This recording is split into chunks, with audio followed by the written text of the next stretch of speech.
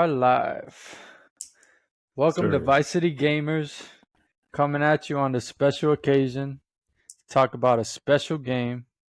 This is the review/spoilercast of Sea of Stars.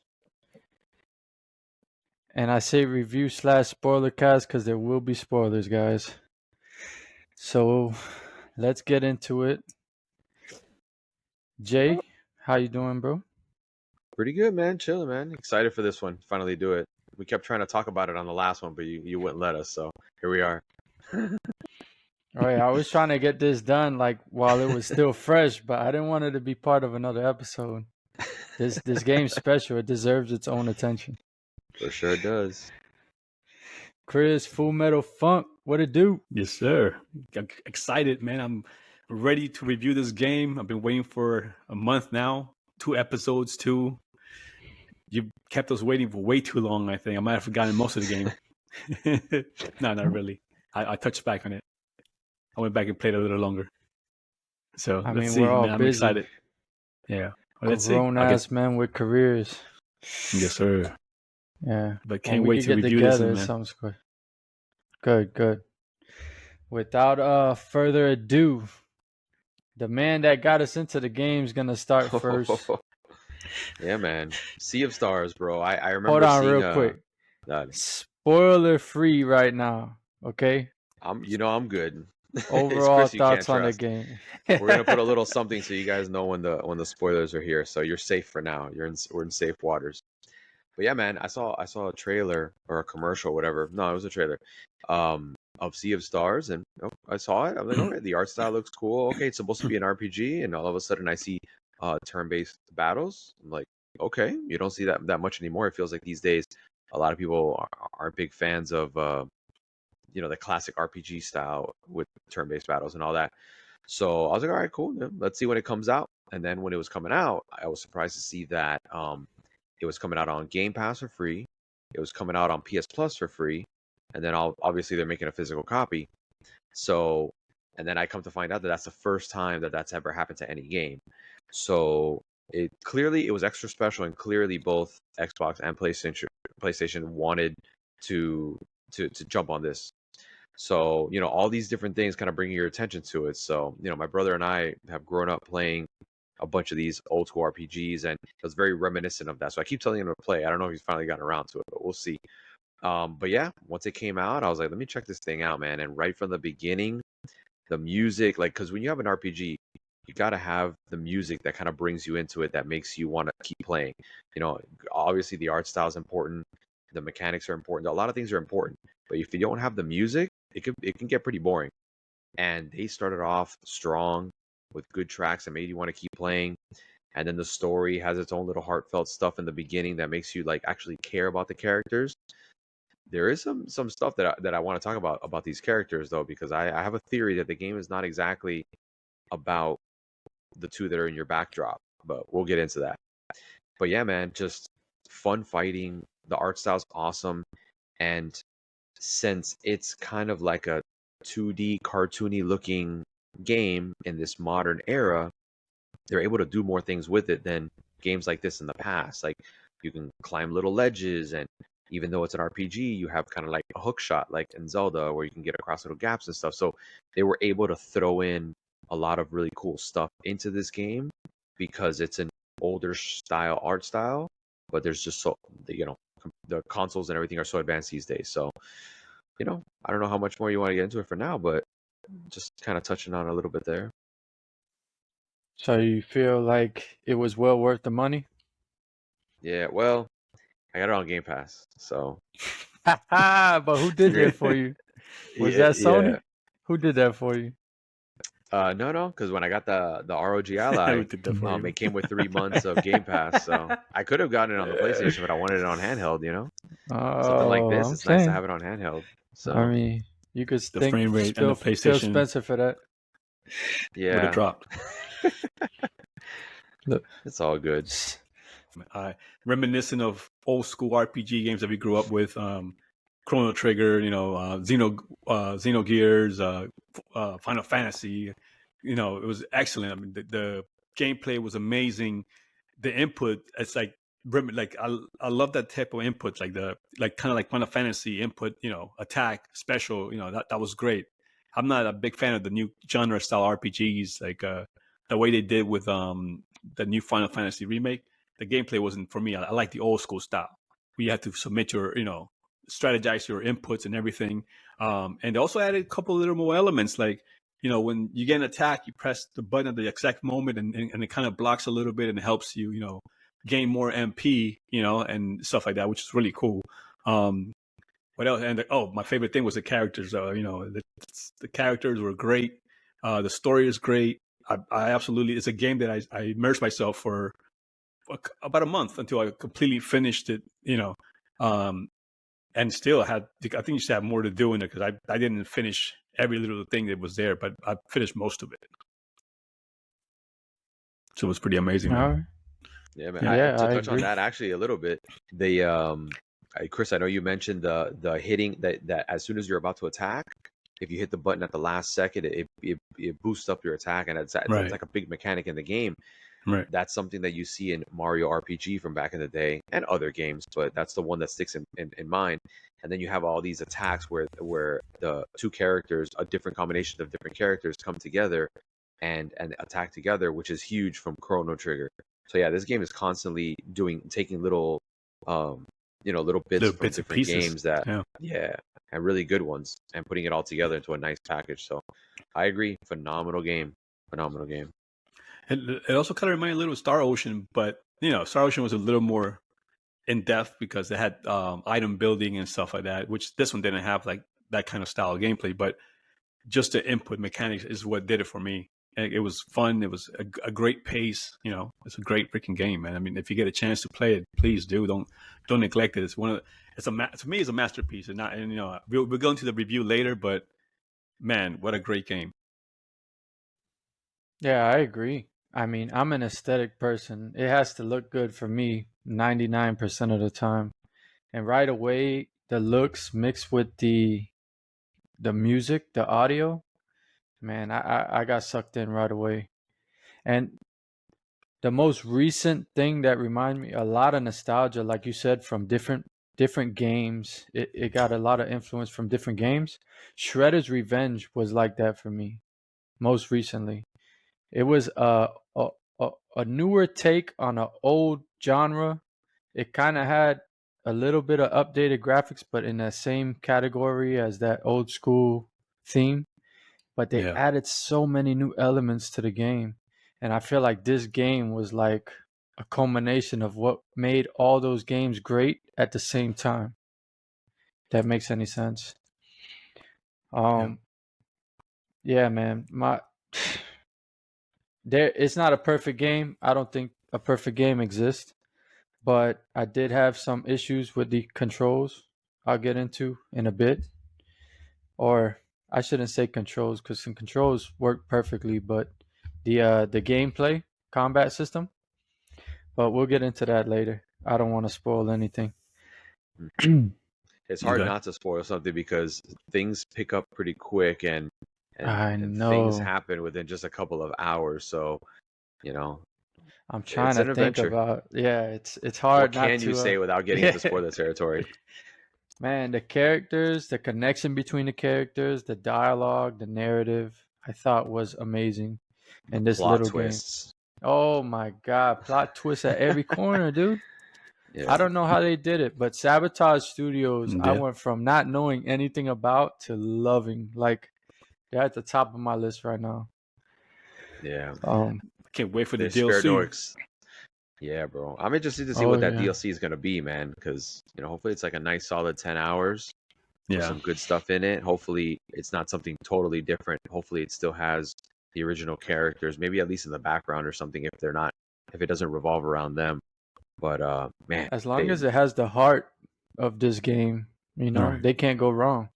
And from what I hear, The Messenger, which is their previous game, same universe, had more of a Ninja Gaiden-esque type of feel. Right. That's what I've heard. I haven't played it yet. I might have to. That's next on my list, probably. I'm gonna have to get it. But before we get into spoilers, I agree. Amazing, amazing game. That's exactly what warranted this episode. Yeah, a It retro just inspired game. You know, truly is something special that I feel came out of left field. Mhm. Like I didn't expect something like this from seeing it in these, showcases and stuff like that. I didn't think it was gonna be this good. But yeah, Yeah. hit the And to nail be on the cheesy, head. to be a little cheesy about it, this is kind of like a game that we bonded over because we wanted yeah, to do this whole podcast deal for a bit, and we've been planning it, talking about it, and everything like that. And this is the first game that we all were playing at the same time together. right. And like, oh wait, you got to be careful you don't spoil it for the other person. Where you at in Especially the me. game? What happened with yours? Yeah. Chris tried so hard to fucking spoil it, but just kidding. But yeah, man. And then when we finished it, I think we finished it within a couple of days of each other, and we were just like rejoicing, bro. It was heavy. It was a hell of a game. Yeah, I No, yeah, think but Chris it's has a spoiler tattoo somewhere on his body I that know he's I'm not probably on telling my us. chest somewhere. I know.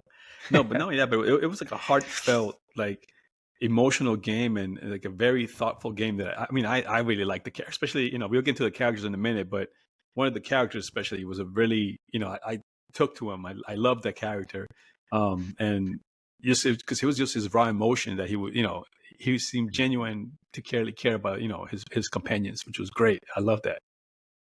You know who we're talking about? Oh Yeah, yeah. Oh yeah. Garl. Yeah. Yeah, it felt like the game was more about him than anybody else because it does kind of show a little bit of their history, being kids, growing up, and it kind of explains this whole thing about what they are, like kind of the premise of them being like the solstice warriors and stuff like that, Right. and what they have to go through and all that. But then they have this little buddy along with them, and this isn't really a spoiler, but he's a friend of theirs, but he's not a solstice warrior. He doesn't have all these powers and stuff, but he's just a good-hearted guy, and he almost kind of starts off as your healer. Like he has his backpack with food, and he'll throw food at you, and that'll heal you up. But he also is a heavy hitter. He gets pretty Right. powerful in the game. But at times, it really feels like the story's more about him than anybody else, and it gets really cool. I actually Hmm. looked up a list of the twists as I was going through it, I was like, bro, we gotta hit on these because it was just like, I mean, you're not gonna feel it the way you feel it when you're playing the game, but if you want to see if this is the kind of game you might like and get into it, then maybe this will do it for you. But Well, before you go into any twists and spoil anything, let's just put the disclaimer up there now. Going forward, from this point on, it's gonna be yeah, spoilers, guys. yeah. So Finally, I get to spoil something. go ahead and finish your thought, Jay. No, man. I think one of the things that really caught me about this game right off the bat was that, I was playing it and you guys were jumping into it too. And I think you guys were a little bit slower to start, but you ended up being in it before me. But I'm playing it and I'm like, hey guys, this game is great. Hey, these are things that I'm seeing, without trying to spoil it. And then one hell of a twist happened that I just put my controller down. I'm like, guys, bro, what the fuck? This thing is insane. Like, who would have thought that? And since we're in spoiler territories now, there is a character called Rashawn, and he is an alchemist, and this is its own world, its own story. Things are very unique. So I can't sit here and give you the whole story to describe who he is, but he's basically almost like a god, but he's a person, and for certain reasons, he can't take things to the next level. But I'll leave it there. You can discover that on your own. But basically, the game kind of opens up with the camera panning down with this nice little music, and there is this guy, Rashawn, sitting at his table with all these books all over the place, and he's reading, and then he basically starts narrating this whole story. He's the So he talks about, archivist. yeah, thank you. Yeah, he's got the archives, he's got all the stories, all the books, and to kind of fast forward into that part, here you are playing this game for at this point probably 7 10 hours, hours. 8 hours, Yeah. something like that, 10 hours. And all of a sudden, you come to a part in the game where you hit a wall. You're moving along, progressing through the story. Things are getting crazy. And all of a sudden, you're like, that's it. We're stuck. We can't go any further. And it pans over to the narrator, who you expect is now going to tell you, all right, this is what's going on in the story. And then this is what ends up happening. And he says something along the lines of, all they need is for somebody to open a door for them. And he's like, why don't we do that? And then the narrator gets up, walks over to the wall behind him, opens it, and your main characters spill into his room. Right. Like, talk about breaking the fourth wall. That's like breaking the Right, fifth and right. sixth wall. that happened, I was like, guys, we can't talk about this game until you guys get to this crazy ass part. You'll know it when you see it. And that shit was heavy, bro. I was like, Right. I played a lot of games with really good stories that hit me hard. I was like, yo, that was awesome. And that's just the tip of the iceberg when it comes to that story, man. That's just the beginning of it, like one of the beginning twists, right? Then we get into the other twist, which totally blows your mind. You know, it's incredible. I mean, it's good. Oh, I'll let you do it. Go ahead, Jay. VJ, go ahead. No. I was gonna tell you guys, what did you think about the characters and the villains? Let's start off with that as a top. My favorite villain, it was the one we had to fight twice. Is that lady in I forgot her name. Jesus, I forgot her name right now. But she's one of the ones that you're talking about Erlina. Yeah, is that and her final form, the Solstice Warrior? No, not her. The other one, the one that you have to go back and fight her for a second time to complete the whole thing. She was like a witch. Her final form is like Elysian Dorelli or something like that. Something like that, yeah. You're talking about the Solstice Warrior that got transformed by the Fleshmancer. His right hand lieutenant. No. I'm talking about I forgot her name. Jesus. Yes, I can't bro. think of her name right now. I'm telling you. I think she's talking about the. I'm talking about the one that had the locket for that guy that was her major domo. You know, the guy she had a major domo. Talking about that. You're talking about Ramaya. Is it Ramaya? Yeah, got it is. Duke Avon. Yeah. Her. Oh man, I thought you said main boss, bro. Well, she was one of the main bosses at one point in time. No, man, she's like a sub boss, bro. To me, it was fun. I loved that battle. But yeah, that was a cool little story, man. How she slaved that guy, and then you set him free. Oh, and what a good character Duke Aventry was. Right. What a boss, man. You're talking about a guy with no powers that just has heart, and he's trying to do what's right for his village, and then gets sucked into that type of life. Right. After being like a hero, he becomes a villain. You know, that sucks. Yeah. There's so many like heartfelt moments like that, like tragic events that occurred due to the Fleshmancer and his wicked ways. Mm-hmm. Like, the story has so much heart. It's ridiculous. Yeah. It'll break your heart, and some part of the game will break your heart. You're like, what the hell just happened here? Yeah.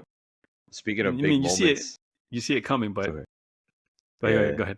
No, speaking on those big moments and the heartfelt stuff, the sleeping dragon. Early on in the game, you're kind of descending this mountain on an island kind of deal, and you see this giant dragon that's wrapped around the island, and it's sleeping.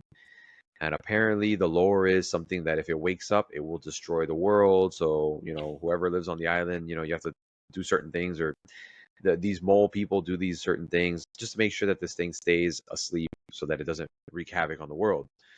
But there came a point where, for the purpose of progressing the story, they needed to use it, I guess, or to wake it up. And then Garl, he's sick. He's going through some stuff, and he starts assembling this crazy adventure of getting a bunch of wheat and then using other people's powers to teleport it to this volcano that he ends up forming like a giant oven, and he's basically baking a giant loaf of bread so that when the dragon wakes up, it'll be happy because it'll smell the food, it'll want to go over there and eat it, and then maybe it'll help them. Well, it worked out, and it was just such a badass moment when this dragon starts coming over. It goes, it eats the bread, it's happy, and it's basically becomes like the pet of the nicest character, which is Garl, who has like the biggest heart, and he just wants to go for a ride on it. So he goes for this crazy ass ride, and then, not to jump too much further later on, but in this game, these characters have special moves. They're ultimate moves. And when I got him back in the party, because he leaves for a while, I was like, yo, I got to see what this guy's ultimate move is. And when it comes around, I was like, badass, dude. It has to do with the sleeping dragon and this whole big attack. It was fucking rad. That was my favorite ultimate. Now that you guys fast forwarded, that was going to be one of my things that I bring up. So since there's only what is it, 6 playable characters, rank the ultimate moves from Garl, best to worst. number 1. I think we're all in agreement with that ultimate move with the dragon is amazing. So cool. Bro. And it hits every single, I don't know if you guys noticed, but it hits every single category on like the elements. Right. So it has sun, moon, hammer, poison, sword. Everything. That's awesome. Yeah. So this game again takes from other games where in this case Octopath Traveler, where you're in a fight and you can't just attack. You can't just button mash and eventually win the fight. You need to hit the proper elements to lower the defense of the enemy to then be able to do like big damage. So a lot of these enemies have, they might have 4 boxes filled where it's 2 of them are swords, one of them might be fire, and the other one might be the moon or solstice, stuff, element. So you've got to hit all of those, and if you do, you end up stopping them from following through with their big move. So it's not just attack until they're dead. It's, there's stuff to go through. So what's that clipping sound? What's that? Oh, sorry. A clipping sound. No. Oh, Low pen. Oh, sorry. So you have these elements, and then Garls is basically an overpowered move, because if you have somebody with too many of them that you can't possibly take out, and you do his move, it basically knocks out a turn for the enemy. So it hits them hard and it pauses them. So it's a good tactical move. Towards the end of the game, there's a long fight where I ended up using him a ton. So yeah, but who's a strong second for me is the Vespertine, is Sarai or Sarai. Yeah. I love when that battleship comes out. Bam, bam, bam, bam, bam, bam. Yeah, that's pretty awesome. Loved the it. whole animation leading to that is pretty neat, right? The whole crew bring out the whole crew. Yeah, steps out through a portal, and that's really cool. That's one of my favorites. I think those 2 are my top 2. And same. The others. I think what's his name? The alchemist. I can't remember his name now. Yeah, Rashawn. Rashawn is gonna be my favorite third one. That was a pretty. I like that he heals you. That was another tactical move right there. When you're low on health, switch him in, bring him in, heal everybody up with that move. Oh, and that was another game mechanic that I liked about that. That instead of waiting for you could exchange your players mid game. So if it says Garl's low on health. Yeah, you could switch him to somebody else, and then that person comes in his turn instead, which is really neat. That's a really cool game mechanic. We'll get into all that. Tell me what your top in order. So my top 3, my top in order all 6 is gonna be Garl, from best to worst. Garl, Sarai, Rashawn. Then I like. Man, and it's gonna be the low 3. I guess it's gonna be Beast. It's gonna be 4, and then 5 or 6 for the other 2, Zale and Valor. You didn't like the solstice moves, bro? No, I wasn't a big fan. I mean, they were cool, but they weren't like the animation was all in Garl. I think the animation budget went all into Garl's one and Sarai's. Because I beg to differ. The animation it was all right. I mean, but it was cool. But it wasn't Garl's or Sarai's animation, and even Rashawn's animation that was really cool too. I can respect it. Yeah. So I think I'll leave the Solstice Wars for last, man, in whichever order, 5th or 6th. So what? You gonna be sexist and you gonna put Valir 6? I'll put her 5th. No. Jay, what's up, man? Yeah. All 6. I think I would do the same thing, except for me, Beast would be last. Which, by the way, I gotta say, it took a while for me to figure out what the hell his name was. I was like going, what is it? And then I was like, oh, Beast. I get it. I'm an idiot. Yeah. But he's got to be last for me because that little drop and everything. I thought the same thing with Beast, and it was like in best or I don't know, but when I saw his special move and it's called Altered Beast, I knew that's how you pronounce it. See, bro, because they made an ode to it, Altered Beast, and I was like, oh, that's it, Beast. Yeah. What a brilliant name to come up with. Right. For those who don't know, that's one of the first Sega games. Yeah. He really is a beast in this game.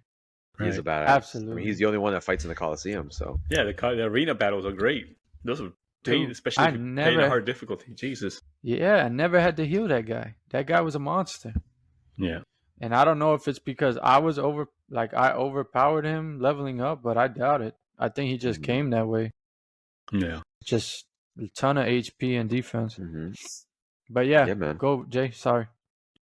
No, that was it. I actually think that Beast and Rashawn are last for me. 5 and Really? 6, whatever order. Yeah, because I Rashawn's is like agree. whatever. I like that it heals, but I don't really like. There wasn't anything like special about those. But yeah, man. Oh, but we're I talking about completely animation agree. wise, right? We're talking about animation wise. That's what I thought we were talking about animation wise. Yeah. Yeah. I mean, in Animation wise. Really? In I general, thought yeah. it was better. When he turns into an eagle and flies away, I thought it was pretty awesome.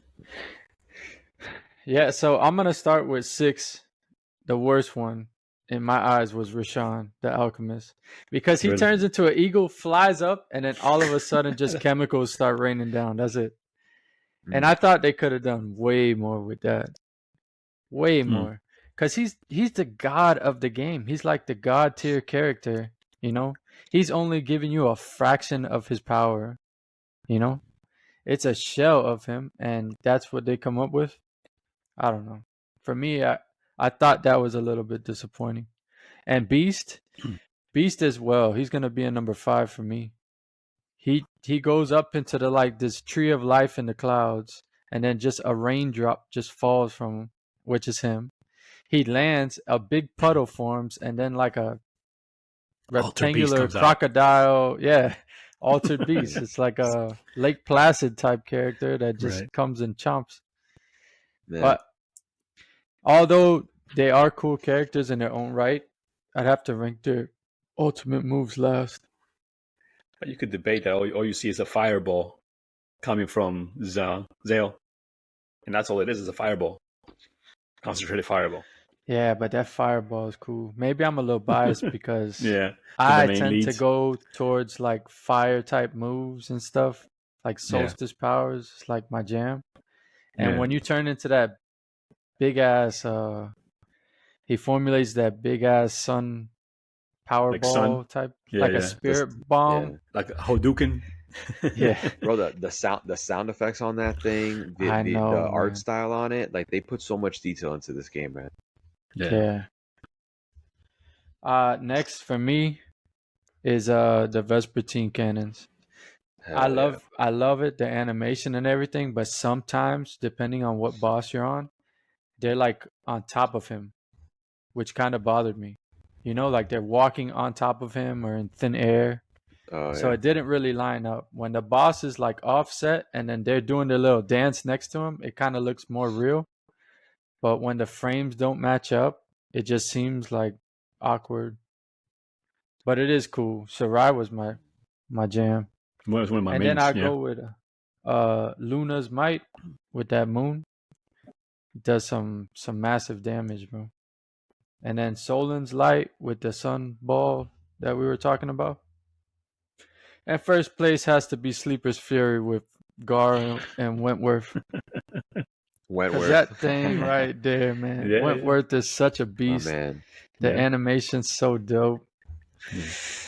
Which let's get on to the dope. next topic. Keep this moving. What did Let's y'all go. think about the graphics and the art style? I absolutely loved it. It was reminiscent of, like I said, like old school, our JRPG games, and I just love the colors were so vibrant. They were amazing. I mean, everything about that game was amazing. I don't have one bad thing to say about it. I don't have one No bad thing cons. to say about it. No cons, man. This I think is one of the few games that I thoroughly enjoy all the way through. Didn't have any issues with it. I can't say anything about it because that's what it was supposed to be. It's supposed to be an old school style RPG game. It's supposed to take you back to the N64 games or the Super Nintendo days, right? Playing Secret of Mana kind of thing, that It is kind a of lot style, like Secret of Mana. kind of like that style. So, man, what a great game! And like I said, I'm going to spoil everything because that's what I want to do. I just want to spoil it for everybody because this game is so Go amazing. for it. Yeah, no. But yeah, so the art was great. I love the art. Art was amazing. Like I said, very reminiscent of old school RPG games, which is what I like, what I grew up on. Yeah, I agree. Jay? Yeah, man. So I love the art style for the same reasons. It's very nostalgic, and I love that they took it to the next level. Like you could see cracks on the wall, and you're like, okay, I know I can climb that. But like they give you all these quality of life things, like you could slide down the walls so that you don't have to sit there and tediously go little by little. You could jump from like close together spaces. So it's an RPG game. It's definitely an RPG game, but there's so many mechanics of action adventure games like a Zelda, for example, like old school Zelda. So I thought that that was cool. And now I was playing it on the ROG Ally, which it's not an OLED screen, and that's fine. It looks good. It looks great. But I do have an OLED TV that I played it on, and bro, the colors just pop, man. And the characters, like as the story goes along, they're growing to be Solstice Warriors. There comes a point in the game where they start to glow a little bit, you know, and that glow really comes through in the, looking in the what do you call it, on the OLED. So then there was that area in the beginning of the game where you're going down these waterfalls, and there's these bodies of water and the mountains and everything around the sleeper actually.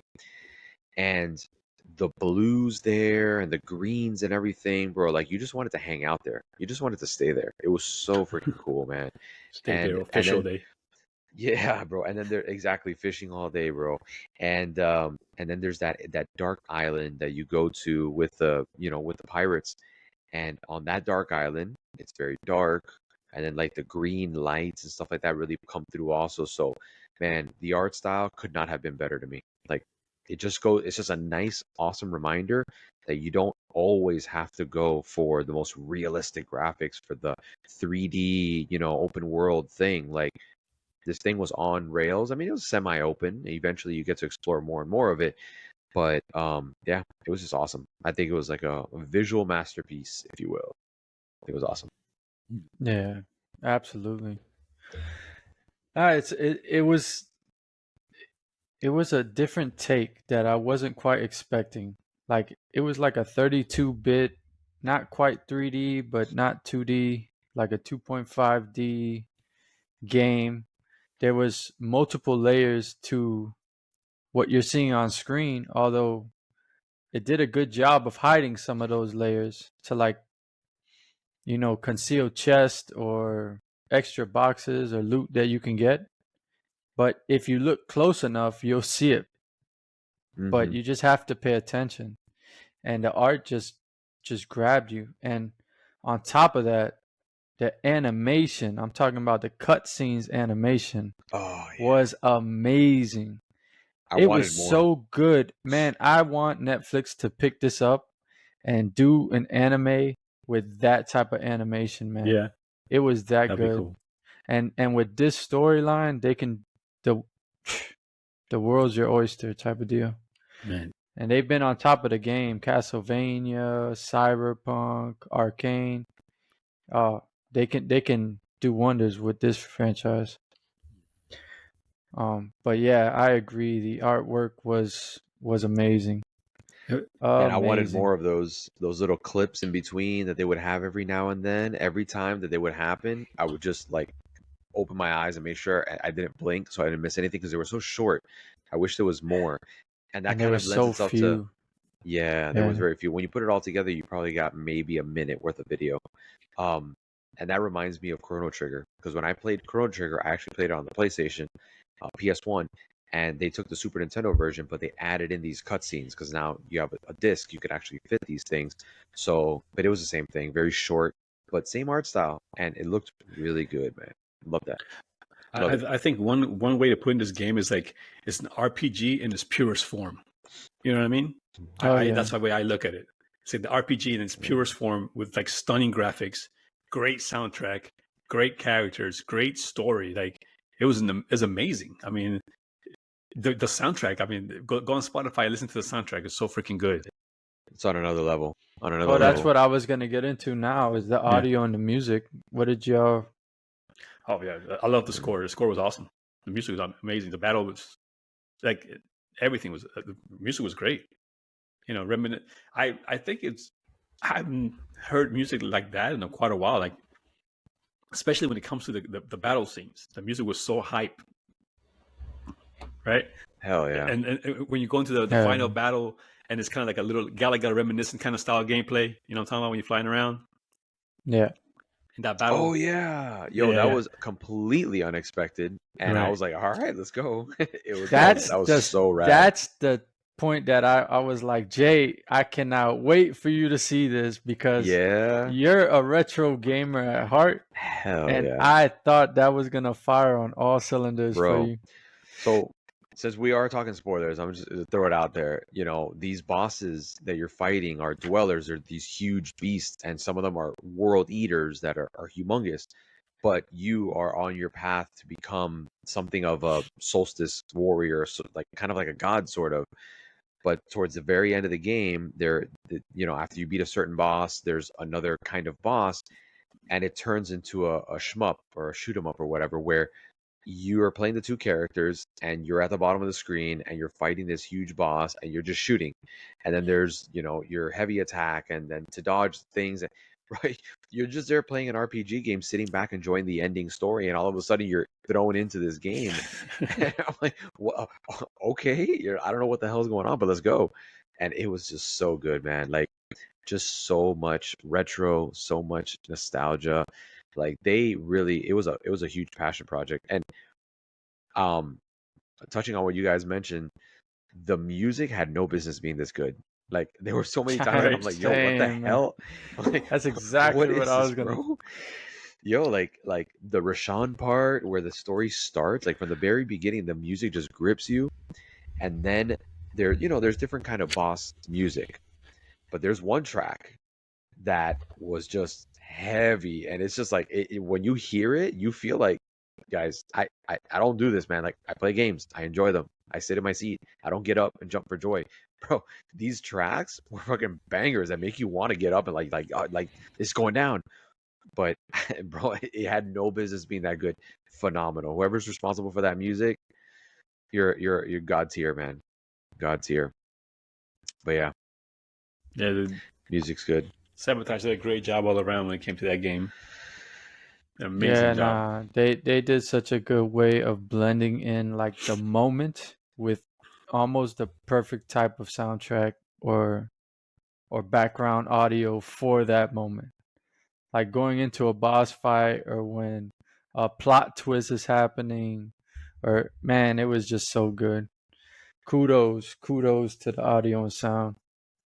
I think that's, like you said, it has no business being this good, and I think that's what takes this over the edge. It enhances everything when the music is right in a video game, in my opinion. Mm-hmm. Yeah. So I forgot what category they got nominated in. I'm trying to look it up. I can't find it. Do you guys remember what? I think it's best indie game. Best indie game? Yeah, oh best man, I indie hope game. they win. There's a few of them because it I think it got nominated for a few categories. Oh, did it? Good. Yeah. Did it? But that's a whole nother episode, because what the VGA is doing is criminal, man. Criminal. Right. Some certain companies shouldn't get 2 nominations in one category. I'm saying, especially when Game of the Year, especially when it comes Game of the Year, bro. It's Game of the Year, not Company of the Year, right? I just beat Spider-Man 2, and that should not be up there. It pains me to say that, but it should not be up there. This game should be in that category. I think so, because Resident Evil 4 shouldn't be up there. Oh, I said it. All right, yeah, I agree. But let's keep on track. Jay, how many songs did you say this? How many tracks did this game have? 61. 61 tracks in this little indie game called Sea of Stars. That's amazing. And I don't know if you guys did this, but I did. I'm tedious like that. I found all the tracks in the game, and I went one by one with the Vespertine band when they're in the inns, like the hotels. Yeah, man. And they're just sitting there doing the concert for you. I literally spent time with every single track. That little note, like, I forget what her name is. I got it here. Roland or Moland or something like that. Yolanda. Captain's right hand. Like Yolanda, but Yolanda. She tells you, hey, give me that track. and then she Yeah. applies it to the band.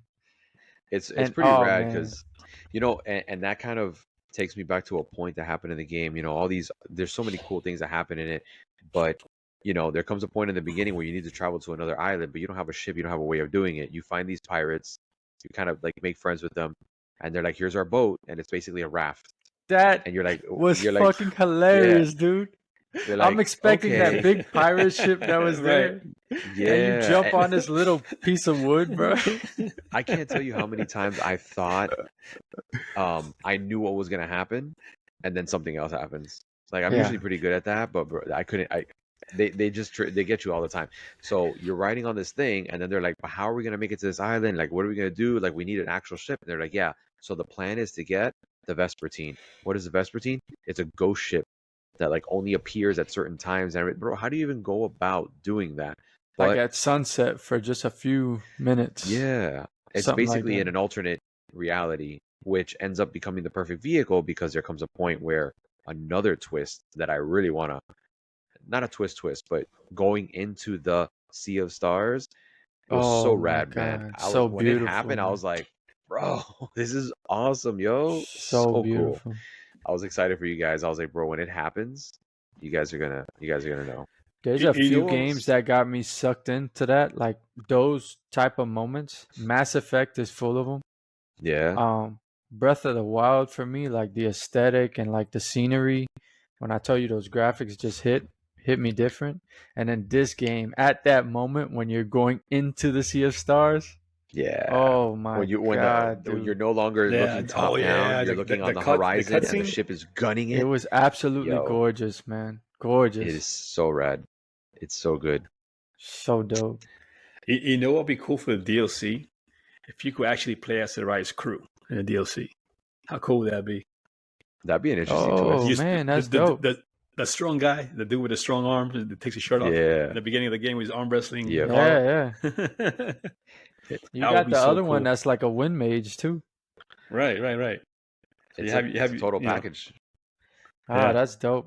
That would Everybody be a cool brought something DLC. to the table. That shit was so awesome, man. So Yeah. awesome. Before we move on to the next category, I'm a very optimistic, positive person. So let's get the cons out the way so that we can move past that. Because there was a couple things in this game that bothered me. And I know you said you ain't got none, Chris, but this I try to game, think about some, but for me, it bothers me when there's no grinding in an RPG. You know, this game Right. kind of very linear, which is nothing was wrong with that. It played well, but for me, I feel like grinding makes you closer to the characters, especially when you have to grind individually, right? Mm, And one of the things was when you do level up, you have to pick between a select group of options that they give you. For example, attack, physical attack, special attack, physical defense, special defense, mana, HP. But those options aren't always available. They'll have physical attack or special defense or magic defense, I should say, or hit points. But they won't have the other three options there for you. You know what I'm saying? And so for yeah, me, because they that give you a bothered me. category of 4 it's just a category of 4 from I think 7 of them. So Yeah, they it only was give you just 4 at a time. a random thing. And for certain characters, I was trying to build up their magic attack more than their physical attack, or vice versa. Mm. So that kind of bothered me. I feel like if they would have added a grinding aspect to the game where you can sit there, because realistically, the combat system was phenomenal. It was awesome. It was fun to play with. I found myself trying to get early on, trying to just go back into the area just to fight, and then I saw I was getting nowhere, so I just didn't. The XP the second time around wouldn't reward you as much, so there was no point in kind of leveling up. The game does a great job of just putting you where you need to be, like yes. with the strength that you need to be at for that next area, which I kind of wish that they would have dialed that back down so that you can grind. Also, the gear there was no aesthetic to it. Mm. Like, you know what I'm saying? I ended up before going into the final boss, I made sure I had everybody's like last weapon, ultimate weapon. Man, I would have liked Zale with like a sword that has flames on the outside, like, you know, or something like that. But there was nothing to it. It was just the same sword they used. I look at it because it's supposed to be like a retro, right? Because when you play Final Fantasy, let's say 3 or Final Fantasy 6, whatever it was, you don't see those weapons. You pick them up. It says, oh, they'll tell you whatever sword it is or whatever weapon it is. But when you put it on, it doesn't show it to you. I think they kind of stuck to that to this game as well. Yeah. There's no aesthetic, but also there's no real function. I was saving all of my weapons early on for the thing, like to think if I'm gonna go against that sea creature, then this weapon might be more useful. But there was none of that, so it wasn't any depth to the RPG elements in terms of gear. It was just when you get to that certain stage and you get that next level, you're not going backwards. You're just, it boosts up your attack a little more, your defense a little more, and that was it. I could see that. You know?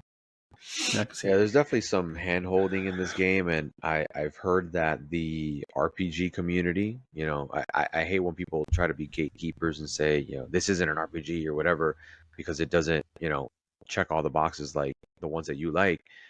100% RPG. Yeah, it's definitely an RPG. There's no doubt about it. But yes, I do see that there's a lot of hand holding and it kind of guides you through. And you know what? I think it works out in this case because I felt like the story kept progressing all the time. So I was enjoying it all the time. I wanted to see what's next all the time. But yeah, there wasn't like your typical grinding and you know, actually to kind of throw in one of my cons in there is you have kind of a limited amount of moves and spells and stuff like that, which is very uncommon in an RPG game. Usually your moves level up or you get different moves and eventually the ones you had in the beginning of the game become basically useless, but not in this game. In this game, you're basically using the same ones until the very end, and the only new thing that you really get is that ultimate weapon or the ultimate move. So that was something that was kind of like, okay, it's different.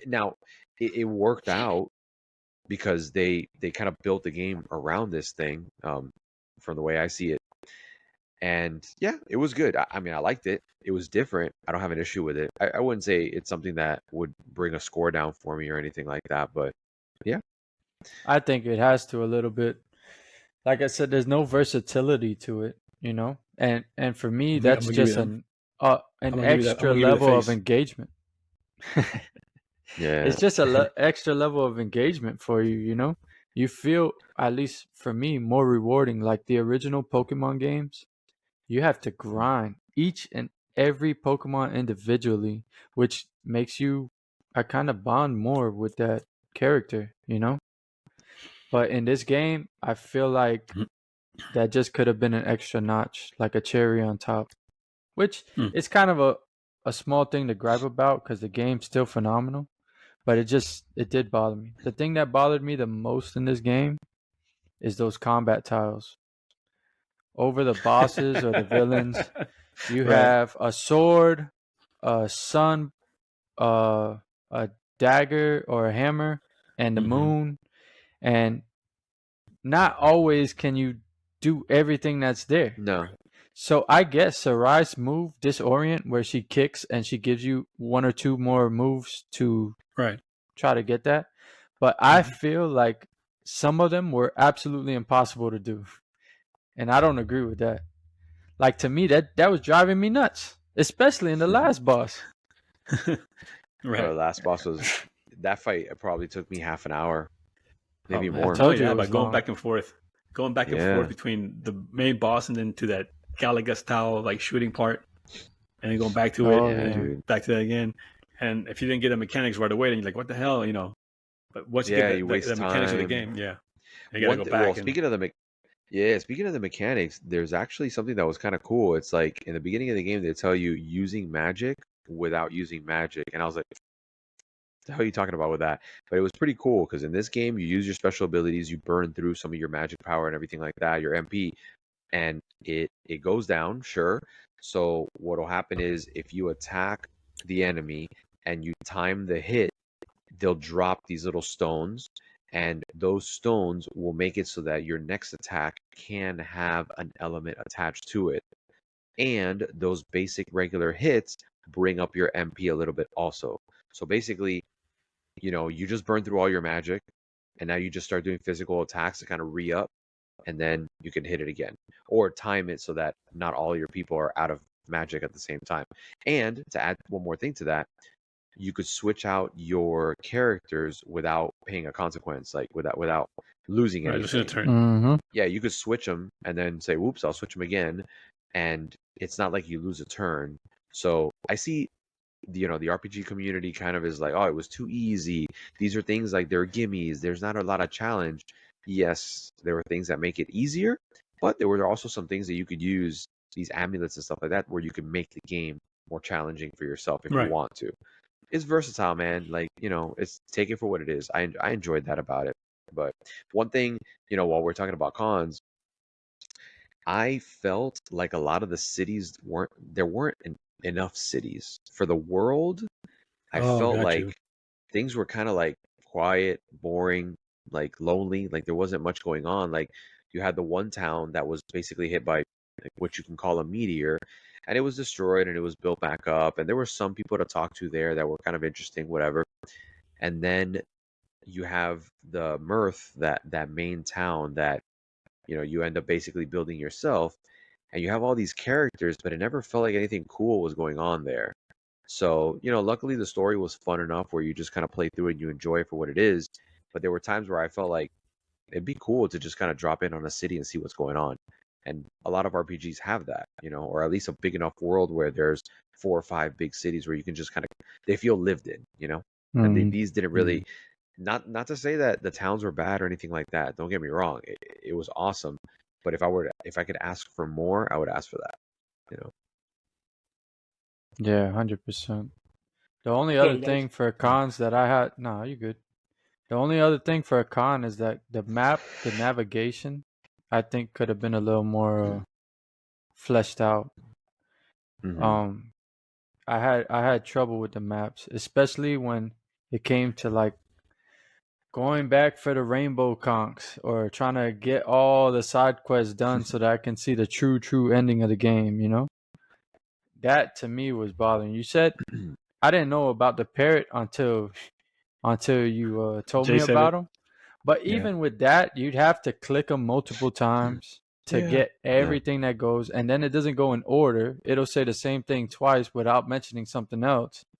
Yep. So that to me was a little janky. I wish they would have done that. But those are minor things. Moving on, still a phenomenal game. I'm over here Hell yeah. sounding like I'm complaining, but I just You are wanted to be complaining a little bit. honest. Nah, I just wanted to be honest and get those things You're out of the way. bashing my game. You're bashing my game. I don't like it. Yeah, you almost took my cartridges away for Nintendo, dog. I guess we're even.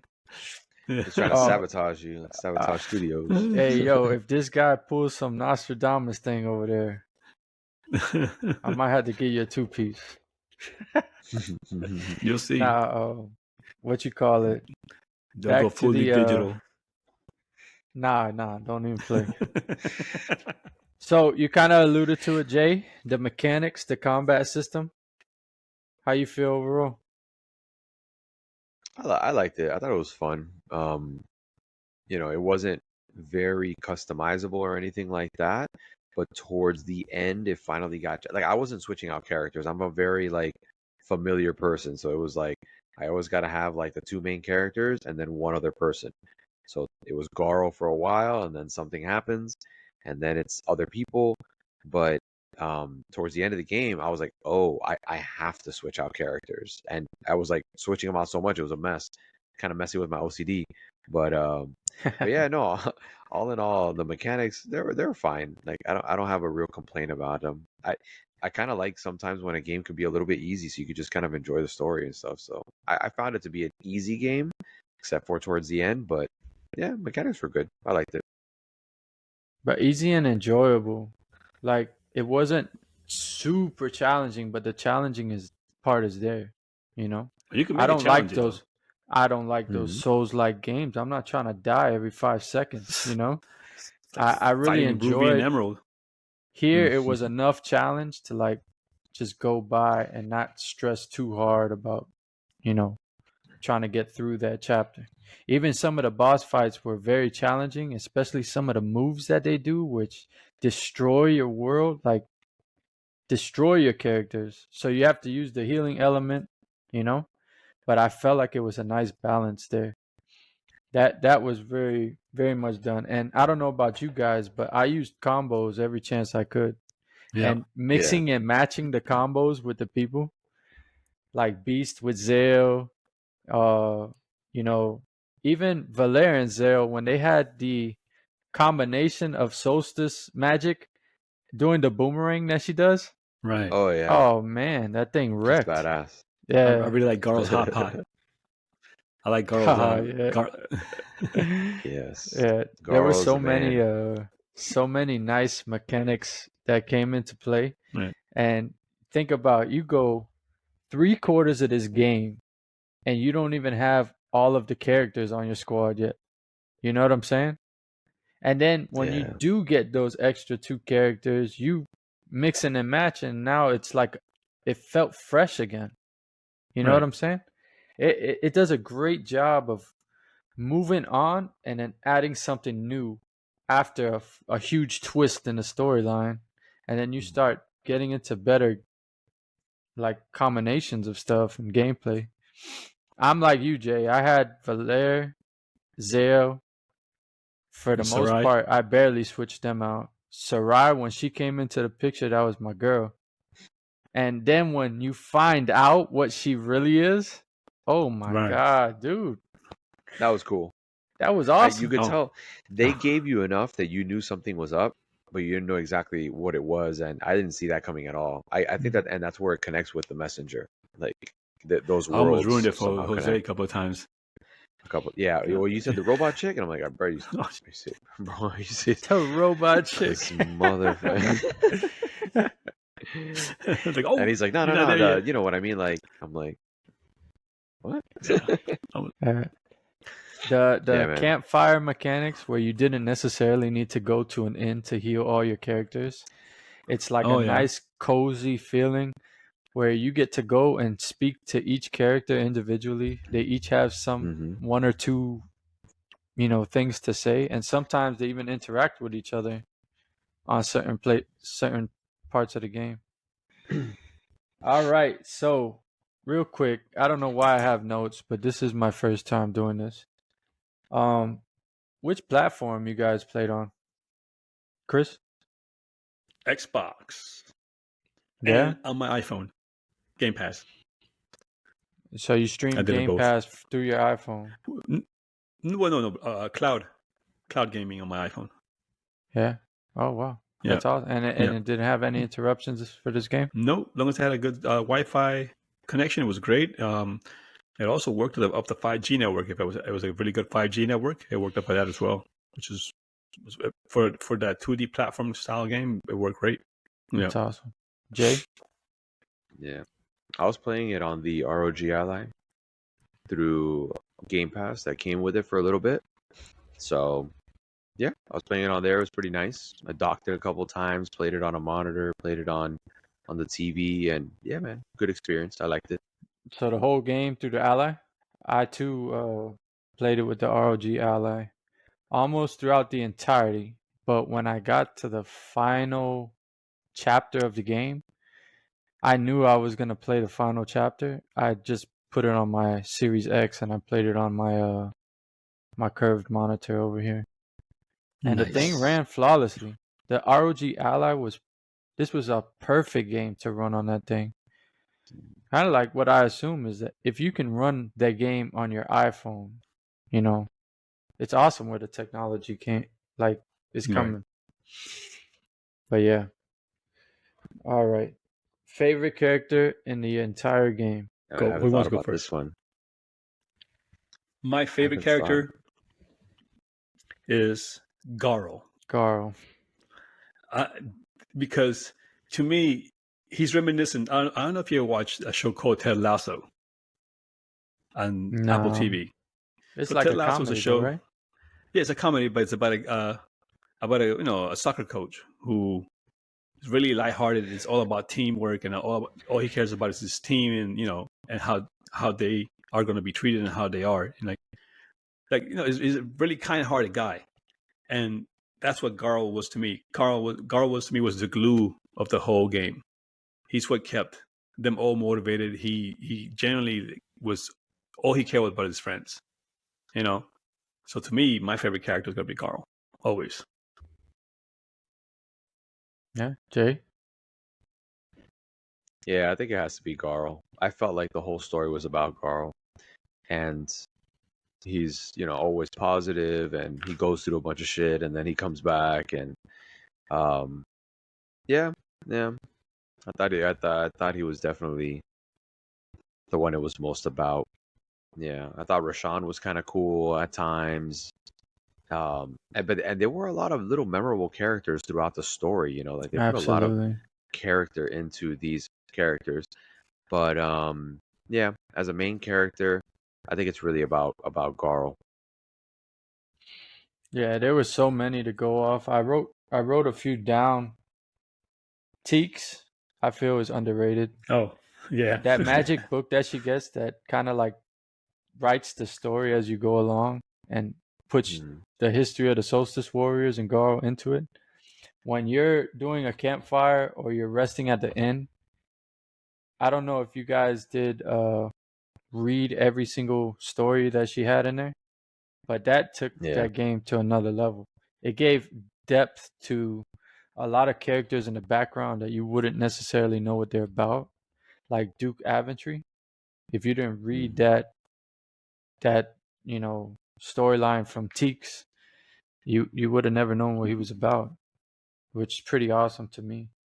The Elder Miss I thought was pretty dope. The animation, the yeah. like the mentor, he kind of tells you what you need to know for the time being, right? That was awesome. The entire Vespertine crew, everybody brought something to the table, and the ghost Hortense, which was the navigator, and he ended up being in the band. Oh, that dude was awesome. Really awesome. Right. Kyle and the crew, I think that's how you pronounce it. The genius. He's like in the castle clockwork. Clockwork so castle. cool They'll become the robot at the end, right? Yeah, that man. is so cool. Was What that they did with that was so cool. So awesome that That was guy's so like cool, a yeah, genius, and you can't advance on that story unless he helps you. Like, and the willingness to help, and the fact that they're trapped and like as young people, like kind of like Keebler elves working around the clock. Right. And they each that had was like cool. their own how you say it, like the Ninja Turtles. Everybody had their own attributes. Like it was pretty cool. It got pretty chaotic there when they were all the thoughts at one time. Everybody throwing their input, yeah. Gerard the Constructionist. That's Jay's, so cool. Jay's man right there. Right? Yeah, what's his man. name in the YouTube? Gerard the Completionist. He plays games, he completes them, he 100%s them, and he'll tell you if you should or shouldn't bother. But he's the real deal, man. He completes all these games, and yeah, man. And he's in the game. I know he supported them a lot, and they kind of paid tribute to him by putting him in it. But they also did one more thing that I thought was pretty cool. So this game is one that was on what do you call it when they Kickstarter? Thank you, Kickstarter. So this game was a Kickstarter game, and thousands of people paid to try to make it happen. So what's cool is on the main island that becomes kind of like your island, your home island, there's a cave. And when I first went out there, I'm like, man, what the heck is this? There was a bunch of like statues, and some of them were of people. Some of them looked like they had pets. And I'm like, and some of them were families holding controllers and stuff. I'm like, what is this? And it turns out that there were different tiers of contributions to the game being made. Oh, wow. And they held tribute to these people. So like if you contributed to this game, you got a code, and with that code, you could find yourself in the game. And I guess maybe the people who donated more of a higher tier, maybe they gave a picture or something like that, and then they made these stone statues that looked like the picture that you gave them. So they were paying people paying tribute to their whole families or just their pets or just themselves or whatever. And there's just thousands of them. And I just thought it was so cool that they would do that. I mean, granted, the people supported them, but they didn't have to do that. And that was really cool. Right. That was pretty neat. That was awesome. And the Tomb Keeper there, when you're first like experiencing, because somebody gave you a tip that might be like a villain in that place, and then you go and investigate, and it turns out to be that. And like, he's cool, he's peaceful, he's not gonna do anything to you, but he's the keeper of the tomb. That was pretty awesome. Yeah. I mean, this game's full of surprises, and I think the environment should be noted as a character too, because Skyland World and some of these places were just like awesome. You had those sky giants. Who would have thought about that idea? You walk right? under them when they let their feet up when you're walking under them. That's pretty cool. That you go through. Hey, and what about those transportation things where they trap you in that ball and they throw you across the road? Yeah. That was pretty cool, man. And there's, you know, they send you across the world in different ways, and there's one of them that kicks you, and that giant's name is Punty. Punty, that was pretty funny. Yeah. Punch across the map. That's pretty cool. They were awesome, man. Verlot, I thought, was a cool character. You guys might not remember who he is, but at the end of the game, towards the end of the game, he has one of the coolest moments. All right, you go up there and there's 3 birds on a throne in one of the worlds. Yeah. In Sarai's world. And then this guy is the guy that you freed up. Right. So then come to the end, Zale, for those that don't know, ends up getting this move early on by Duke Aventry that he teaches him how to hit every character fast. The slide. The flat. So he uses his speed. Yeah. And towards the end of the game, there comes a moment where you have to hit like 10 different parts at a time, and Zale's not fast enough. So then out of nowhere comes this badass bird dude with two blades like Darth Maul, right? Yeah. And he's just super fast, and he ends up taking care of it and saving that time, allowing you to move forward. Right. Which I thought that guy was awesome. Like, it's very subtle, but what a cool character out of nowhere. That's wild. Talking about him too, it's cool. Like at the end when they're doing the little end cutscenes at the very end, you know how they switches between the credits and into a little cutscene. You see him in the arena. Oh yeah, you do. Yeah. He's battling. So that's awesome. Hey, let's see if they put something like that in the DLC with him. Maybe he's a playable character in the DLC as well. That'd be cool. Yeah. Nice. Yeah. I'm curious to see if they're really gonna go your route and like change up the characters and do like a different side view, or if they're just gonna add on to what we were doing towards the end of the game. I will think so, because you know Zale's and Valera's story is already over. I mean, they're just going from planet to planet, I guess, fighting this thing forever, right? That's what it is. They continue fighting this thing, there's no shortage because there's so many worlds that they have to patrol now. So they can continue their battle to anything. I think the way that they ended was kind of like a Galactus type character that they took out that was devouring, that could devour planets. So we'll see. Yeah, I mean, that'd be cool to see, like I said, with Zerai's crew, that'd be cool to see them. And then the guy you were just saying, I forgot his name again. What was his name again? The eagle Verlot? guy. Verlot, yeah. Maybe more like a falcon DLC with him. Yeah, do some DLC with him. That'd be pretty cool.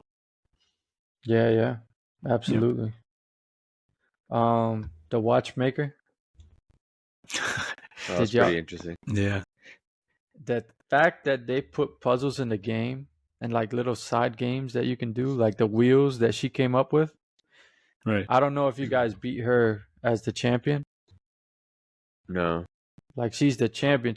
If you beat all the wheels players in the game, you go back to her at the Clockwork Castle, and then you play her for the final wheels championship. Really? And then she ends up giving you a hammer. Which I'm guessing that you guys didn't see the actual true end game content. I didn't finish. Oh, well, I did the true game because we finished. We had to get all No, the the conch and true everything. ending was different, but there's a end game content which is pretty cool, which I'll get into in a no, moment. I don't remember now. Now I got to go back because I didn't finish any of the wheels. I played one wheels game, I think. Yeah, me too. Yeah, it's a bunch of Easter eggs at the end. I completed everything you can do in that game, and just for this one part, which is pretty awesome. Which now I feel like I don't want to spoil it for you guys. No, it's okay. But Malcolm Mud is Yeah, the the little mole guy guy. in the caves that the whole village was treating like shit. Yeah, And then with the he little ended beast, up, right? yeah, he like constructed the tunnels and stuff in the volcano so that Mm-hmm. Garl could make the toast for the bread Dragon. for Wentworth. Mm-hmm. Yeah, man. I feel like this whole game, you alluded to it earlier with Garl, like the game is kind of about him, but I feel like it's more than that. Garl is the only person in the game without powers. He's just a regular human being. But with kindness and love, you can accomplish so much. And I feel like that was the message in the game. Just be kind to everybody and try to help to make the world a better place than you left it. And I want to say that that was the overall goal of this Message of the game. game. Like we were playing directly as Zale or Valere, whoever you choose or chose. But he was just a side character that got so much attention and everybody looked to for the decisions, you know? And I don't feel like Zale and Valere would have ascended to the weight, like the god tier, like that they became, without somebody like that showing them that they can beat even better than they are.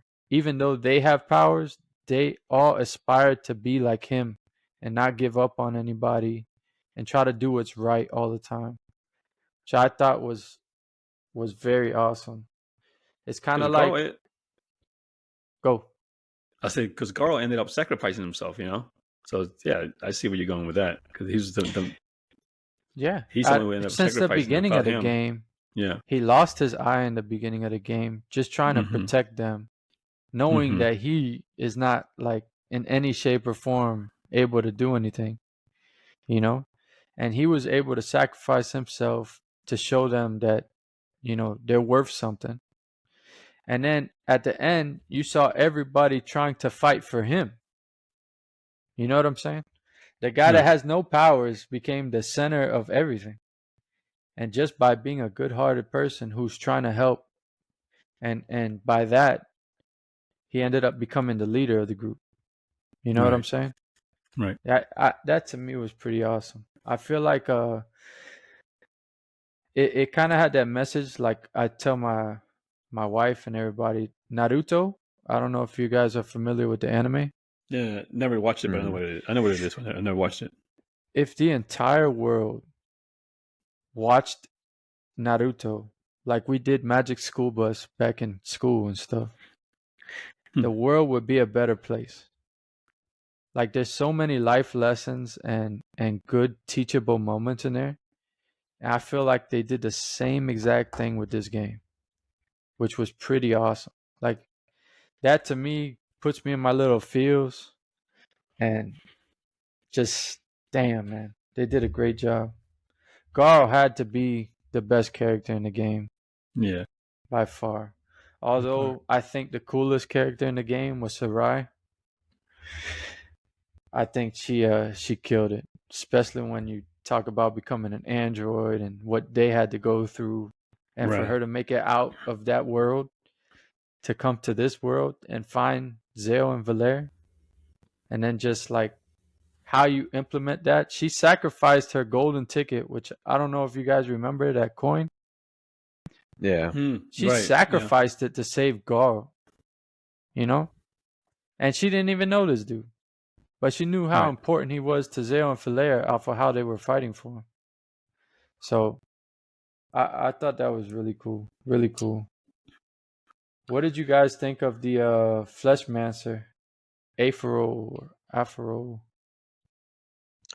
I thought it was pretty cool when you first go to fight him before you have the proper ending, and he basically is like, nah, peace out. I ain't fighting you guys. I'm not And bothering I was with like, you. I'm what? above this. Fight my Yeah. lieutenant. Yeah. Yeah. But I thought it was pretty cool, the story with him and Rashawn, and kind of seeing that there's this backstory. So it's like, here's this evil, definitely horrible person, and you want and need to take him out, but at the same time, it's like it would suck if they got taken out too, because there's this link or whatever, and Between basically, you get something of an outcome that kind of works for everybody. So yeah, I thought it was pretty rad. I think we should get to the final scores of the game. If anything, we can. I think towards the end of this It's gonna be the review. longest review ever. Yeah. So that Yeah. we should get to the All right. final. So over here at Vice City Gamers, we're gonna try to do something a little different in terms of scoring a game. We're gonna use the grading system like in school. And if we ever feel that there's a game that is above an A+, we're gonna give it that S rank. So with that being said, Chris, what do you grade Sea of Stars? I'm gonna grade it an A+, because between the story, the music, the art, man, to me it was an A+ all around. Amazing game, A+. It's not an S like we were talking about, but it is an A+. And I truly hope that it wins like the independent game, the indie game of the year. I truly do, because it's fabulous. Amazing game. Yeah. Yeah, I'm gonna give it an A also, man. I think it's doing big things for indie games in general going forward. I think it's doing big things for RPGs and kind of, bringing it back onto the map. The turn-based system, which I know a lot of people have kind of moved away from. People don't like it that much anymore. But yeah, the art style and everything, I think it's really cool that a game that looks like this can be so successful, because everybody's so hyper focused on open world and the best possible graphics and this, that, and the other. And those kind of games take 5-6 years to make. It's awesome to have such high quality indie games coming out in between all those bigger releases. And man, the game had a lot to offer. Is it perfect? No, I'll let you know when I find the perfect game, but it was awesome. I don't know. It was definitely a solid A. Yeah, I agree. It just showed, I guess, the industry that there is room for these type of games. After its first week, it sold 250,000 units. And that thing was free on Game Pass on top of that. Mm-hmm. So that just goes to show you there's people that want to play this type of game. I think it was brilliant. I think everything came together very well. I had some minor gripes about it, but I don't think it detracts from the overall rating. I agree. This is an A without a doubt. Hands down. Phenomenal. Sabotage Studios really hit it on this one. Yeah, hitting the brand of money, man. Great game. Yeah. I can't wait to play The Messenger now, see how that is. Oh, yeah. Yeah, man. Now we have to check out the message. Yeah. And I think that the Video Game Awards did a disservice. I told you guys before, Spider-Man 2 should not be on there. And, excuse me. Neither And Resident Evil also, 4. Resident Evil 4 should not be on there. I think this game deserves to be in that category. I really hope it wins something in the Video Game Awards, because this game was so worth it, man. And I feel like that dev team deserves its flowers on this. I don't want it to get overlooked. Even with such a great year of video games, this stood on the top. It feels like amongst the Sabotage put the Titans. whole, it feels like Sabotage put their whole heart and their feelings into this game, and so I really hope they do win Indie Game of the Year. Yeah, and so this is what I'm getting at. The end game, after you beat everything and you do all the side quests, they give you little hammers. Now, you had that mighty hammer before where you rang the bells. So this one is little hammers. If I'm not mistaken, you kind of go in through the tomb, right, where all of the what do you what did you say before? The Kind of people like that paid, tributes to the Kickstarters. yeah, the Kickstarters. There's a tomb in there that actually moves, right? So you move, and it's a cave that you go down a ladder, and then through there's many walls that you break. So those little mini hammers, you get like 5 of them, right? Beating the watchmaker, all the wheels challenges, collecting all of those figurines, and beating the watchmaker, she gives you a little hammer. So what you do is you break down the wall, and with each of those puzzles, you get the little hammer. So once you pass it, there's a room with a wardrobe, like Chronicles of Narnia. Oh, right. You go into the wardrobe, and then you're in like a whole new world. So on top of that, you go into the wardrobe, and it's the studio, Sabotage Studios, their HQ. Yeah. And they have like their kitchen, their office, like cubicles and stuff, and there's members of the dev team around, and each person has something to say that's cool, or breaking the fourth wall, or joking on another person that's there. Like, for example, this one guy fixes bugs, and then he's like, I fix them, or maybe I cause them, right? And then there's another character that's like, yeah, I really fix the bugs that guy causes. So like they kind of like, oh man, it was such a dope little nod to like anybody who worked on the game. That's so cool. And it was cartoon. It was like the same art style. Yeah, the whole game. Yeah. Absolutely. Oh, that's awesome. Yeah, I saw it on YouTube. Oh, look at you skipping ahead, bro. Yeah. I mean, I was already finished. how can you spoil the game if you don't educate yourself on the game to spoil it, you know? All right, fellas. We're an hour and 30 minutes into it. I hope you guys liked the Thanksgiving Day special. CS Stars review / Spoilercast. With that being said, y'all have a good night. Happy holidays. Yep. Yeah, man. Remember, leave a like. We don't want to be those guys, but like, comment, subscribe, all that stuff. It helps us boost us up. You know, we've been seeing the likes so far and the views and everything like that. You know, keep helping us out. It helps us get in front of other people who may enjoy this, and you know, let us know what it is you like. Right? So, yeah, keep man. us motivated to put more content out. That's doing right, something we love. That's right. Yeah. Absolutely. We're all passionate about this, and we all love video games. So this is what we're passionate about, and hopefully you guys enjoyed this episode as well. Yeah, buddy. Yep. Thanks for coming together, guys. I really appreciate it. All right, fellas. Have a good trip. Take it easy. Good night, fellas. Peace. Peace. Peace.